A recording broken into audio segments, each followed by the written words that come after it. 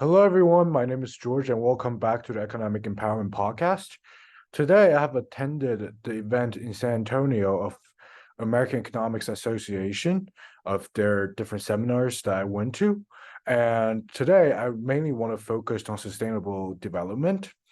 So, I want to go over a couple of papers with you to do a little discussion of what I've heard in those meetings. So, just jump straight into it. So, the first one I saw was absolutely fantastic.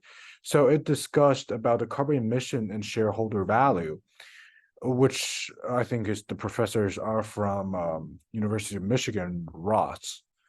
And so currently the decarbonization has been extremely heavily invested.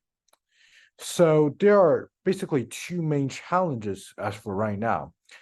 First is measurement of carbon condition because it mainly focuses on electric utilities until a couple of years ago, which is the leading cause of carbon emissions, and it is the source of more than 25% of total CO2 emissions.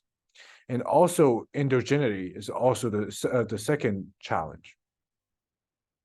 So the research talked about the RGGI, which is the Region Greenhouse Gas Initiative, which is the initiative is mainly focusing on the Northeast region, starting from New Jersey, and it is mandatory and regional cap and a trade program.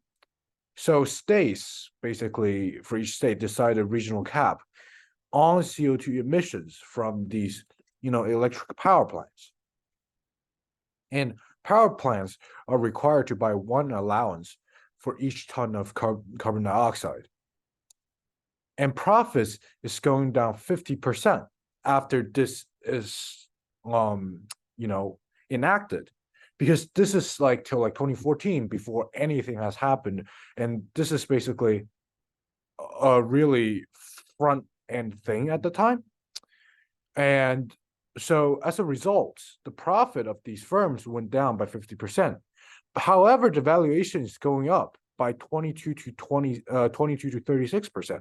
Of course, there's an emission decrease. And because plants reduce net generation from fossil fuels, which means they use less coal than natural gas, and the coal they use is way more expensive. Now, the ESG funds. Okay, so let's define ESG first. ESG is environmental, societal, and governance. Those funds are originated, came into the play to increase their valuation because of higher flow going into these stocks. And earnings per share dominates executive compensation and is linked to short-term incentives. So, and New York Times have commented on this and called this a green grow, which means that like there's an implicit implication for like good shareholder value, basically, because it's sustainable and it's growing. So that's why it's called the green grow. I think it's just a really interesting paper that you guys should check it out. It's called Carbon Emission and Shareholder Value. And yeah, and I'll see you guys in the next video.